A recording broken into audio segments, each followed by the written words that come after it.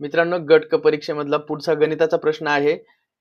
10 स्त्रिया एक काम 7 दिवसात पूर्ण करतात. म्हणजे काम आणि काळ या घटकावर आधारित हा प्रश्न आहे. 10 स्त्रिया एक काम 7 दिवसात पूर्ण करतात. 10 स्त्रिया बघा, 10 स्त्रिया एक काम वुमन्स आपण लिहूया. 10 स्त्रिया एक काम 7 दिवसात पूर्ण करतात. आणि 10 मुले म्हणजे बॉईज 10 असतील तर ते एक काम 14 दिवसात करतात. असं आपण इथे समजूयात की खुर्च्या बनवण्याचं काम आहे आणि 7 आणि 14 यांचा लसावी येतो 14, म्हणून 14 खुर्च्या बनविण्याचं काम आहे असं आपण समजू. तर मित्रांनो, 10 स्त्रिया ज्या 7 दिवसात काम पूर्ण करतात म्हणून त्या रोज किती खुर्च्या बनवतात? तर 14/7 म्हणजे त्या रोज 2 खुर्च्या बनवतात. 10 स्त्रिया रोज 2 खुर्च्या बनवतात.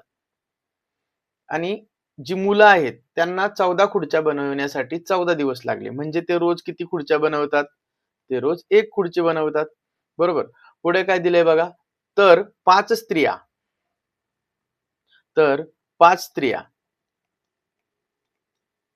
आणि 10 मुले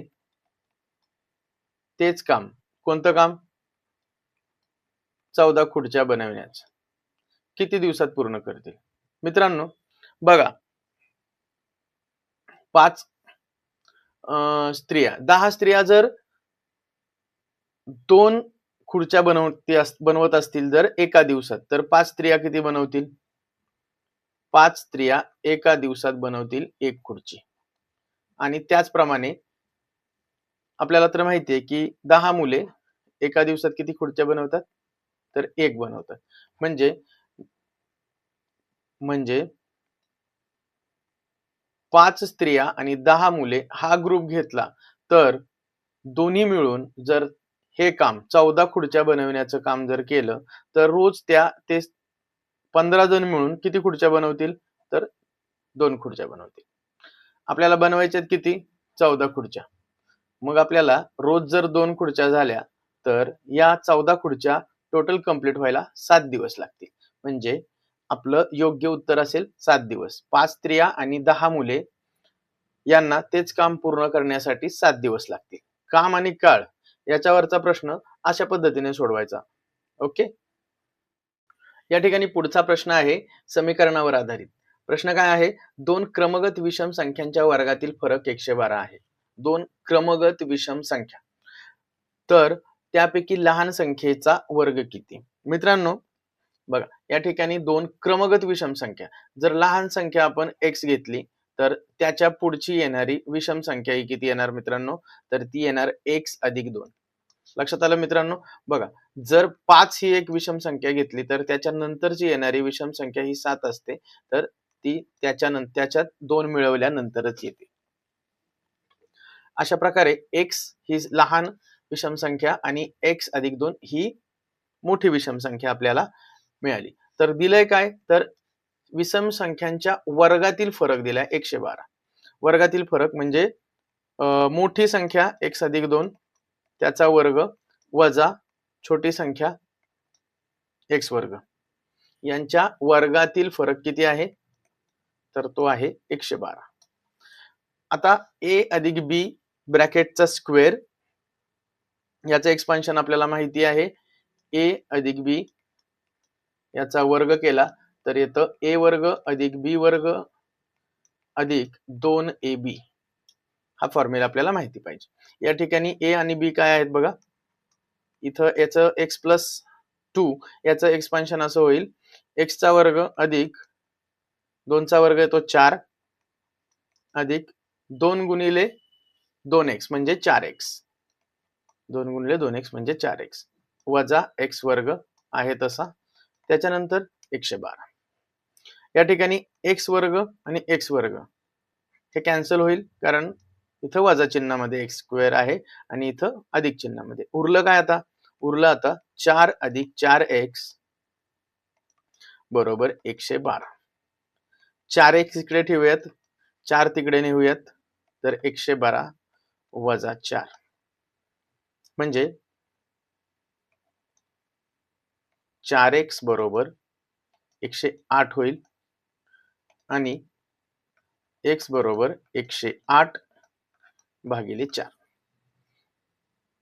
म्हणून x बरोबर काय येईल 4 ने 108 ला भागल्यानंतर 4 दुने 8 बरोबर 4 दुने 8 आणि उरले 2 4 7 28 27 आता 27 चा वर्ग काय आहे मित्रांनो तर बघा आता जरी आपल्या वर्ग पाठ नसतील तरी बघा 27 च्या एकक स्थानी 7 आहे ज्यावेळेस आपण 27 गुणिले 27 असं करूयात त्यावेळेस एकक स्थानी कसल्याही परिस्थितीत एकक स्थानी 9 येणार आहे मित्रांनो त्यामुळे वर्ग पाठ नसतील तरी 729 हे आपलं डेफिनेटली आन्सर असणार आहे कारण इतर कोणत्याही ऑप्शन मध्ये एकक स्थानी 9 हा अंक नाहीये ठीक आहे बघा असे दशांश चिन्हांमधील काही नंबर्स आपल्याला या ठिकाणी दिलेले आहेत आणि साधा त्यांचा त्यांचे वर्ग करायचे आणि भागाकार करायचा तर इथं फसवण्यासाठी अशा प्रकारचे उदाहरणं दिलेली जातात बघा मित्रांनो आपल्याला या ठिकाणी a वर्ग वजा b वर्ग हे जे आहे याचा फॉर्म्युला आहे तो आपल्याला या ठिकाणी माहिती पाहिजे a वर्ग वजा b वर्ग याचा फॉर्म्युला आहे एका कंसात a अधिक b आणि दुसऱ्या कंसात a वजा b हे असं आलं पाहिजे बरं का मित्रांनो a अधिक b कंसाचा वर्ग हा वेगळी कन्सेप्ट आहे ज्याचं a वर्ग अधिक b वर्ग अधिक 2ab हे वेगळं एक्सपान्शन येतं आणि जर प्रत्येक इंडिव्हिज्युअल टर्मचा वर्ग असेल तर हा फॉर्म्युला वापरायचा या ठिकाणी a आहे आणि हा b आहे तर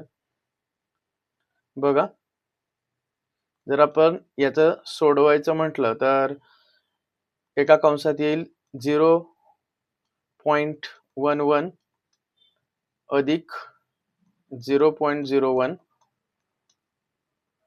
वर्ग नाहीये दुसऱ्या कंसात येईल 0.11 मायनस 0.01 भागिले आहे तसं 1.2 बघा मित्र 0.11 प्लस 0.01 काय येईल 0.11 अधिक 0.01 0.0 0.12 0.12 आलं ओके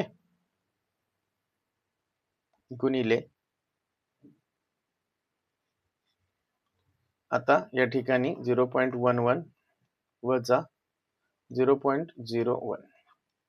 0 1.0 10 ओके 1.2 आता बघा इथे गंमत काय मित्रांनो आता जर आपल्याला यांचा गुणाकार केला 0.12 आणि 10 तर दशांश चिन्ह गृहीत न धरता 12 आणि 10 यांचा गुणाकार येतो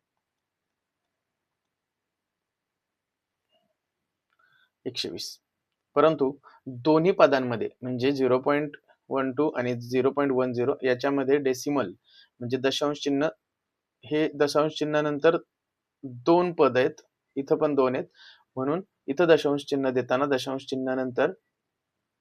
दशांश चिन्हानंतर 4 डिजिट्स हवेत 4 नंबर्स हवेत म्हणजे यांचं उत्तर 0.0120 असेल आणि इथे छेदामध्ये 1.2 आता काय करायचं मित्रांनो आपल्याला की कोणत्या संख्येने या वरच्या अंशाला गुणलं तर उत्तर दशांश चिन्हामध्ये दशांश चिन्ह निघून जाईल उत्तरामध्ये तर ते होईल 10 चा चौथा घात आणि अंशाला गुणलंय म्हणून छेदाला पण 10 चा चौथा घाताने गुणायचं तर हे येईल 120 आणि 1.2 याच्या आपण फक्त एकच घेऊ, याच्यामधला एक घातांक घेऊ 10चा, म्हणजे 12 into 10⁻³ असं आपलं छेदामध्ये येईल. तर 12 आणि 120 यांचा भागाकार 10 येईल, म्हणजे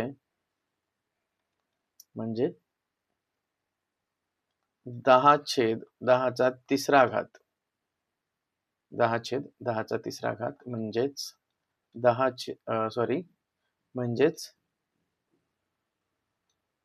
1/10चा दुसरा घात, म्हणजेच उत्तर आलं. म्हणजे 100ने 1ला भागल्यानंतर 0.01 हे आपलं उत्तर येईल. 0.01 पर्याय क्रमांक 1 आपलं उत्तर असेल. बघा मित्रांनो, पुढचा काय प्रश्न आहे, आलेखावर आधारित प्रश्न आहे आणि त्याच्यामध्ये आपल्याला विचारले पर्सेंटेज म्हणजे टक्केवारी.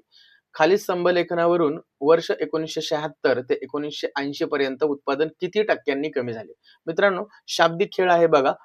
तर 1976 ते 1980, 1976 ते 1980 या वर्षांतील उत्पन्नाचा आलेख दिलेला आहे. तर 1976 ला 3000 उत्पन्न होतं आणि 1980 ला ते उत्पन्न झाले 5000. तर उत्पादन किती टक्क्यांनी कमी झालंय असं विचारले. किती टक्क्यांनी कमी झालंय? उत्पादन कमी किती झालंय बघा. उत्पादन जे 1976 ला होतं 3000 ते 1980 ला झाले 500, म्हणजे कमी झालंय किती? 2500. बरोबर, 2500 उत्पन्न हे कमी झालंय. कमी झालंय तर किती टक्क्यांनी कमी झाले? तर हे कसं काढायचं? तर 300हून 500 झाले. बरोबर, 300हून 500 झाले तर किती टक्के झालं?